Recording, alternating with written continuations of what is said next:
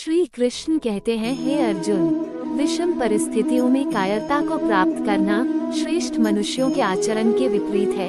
न तो ये स्वर्ग प्राप्ति का साधन है और न ही इससे कीर्ति प्राप्त होगी।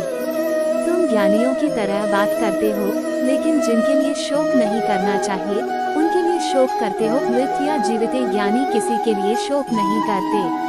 केवल कर्म करना ही मनुष्य के वश में है, कर्मफल नहीं। इसलिए तुम कर्मफल की आसक्ति में न फंसो तथा अपने कर्म का त्याग भी न करो।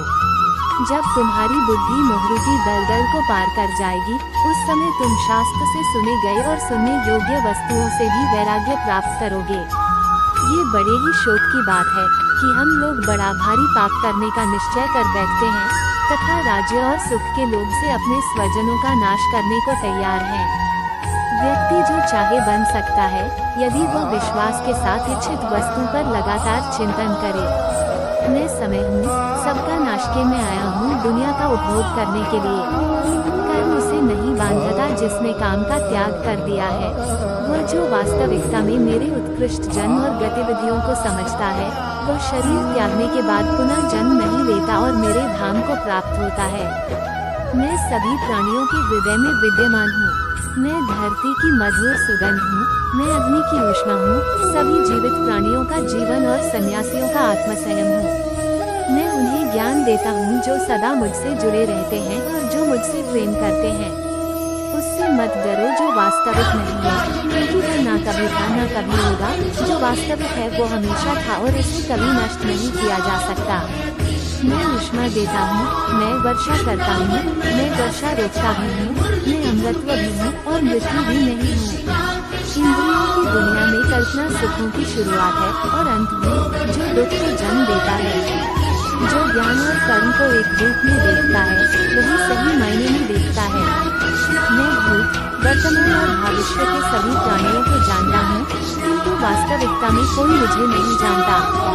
बुरे कर्म करने वाले सबसे नीच व्यक्ति जो राक्षसी प्रवृत्तियों से जुड़े हुए हैं और जिनकी बुद्धि माया ने हर ली है, वो मेरी पूजा या मुझे पाने का प्रयास नहीं करते। कर्म योग वास्तव में एक परम रहस्य है। जो चीज हमारे हाथ में नहीं है, उसके विषय में चिंता करके कोई फायदा नहीं। हम दोनों ने कई जन्म लिए हैं, मुझे याद है, लेकिन तुम्हें नहीं। दुख से जिसका मन परेशान नहीं होता, सुख की जिसको आकांक्षा नहीं होती तथा जिसके मन में राग, भय और क्रोध नष्ट हो गए हैं, ऐसा मुनि आत्मज्ञानी कहलाता है। जब जब संसार में धर्म की हानि और अधर्म की वृद्धि होती है, तब अच्छे लोगों की रक्षाएं दुष्टों का सहाय और धर्म की स्थापना करने के लिए मैं हर युग में अवतरित होता हूँ। केवल मन ही किसी का मित्र और शत्रु होता है। लोग आपके अपमान के बारे में हमेशा बात करेंगे।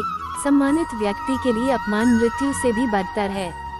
नर्क के 3 द्वार हैं, वासना, क्रोध, लालच। एक उपहार तभी अच्छा और पवित्र लगता है जब वह दिल से किसी सही व्यक्ति को सही समय और सही जगह पर दिया जाए, और जब उपहार देने वाला व्यक्ति का दिल उस उपहार के बदले कुछ पाने की उम्मीद न रखता हो।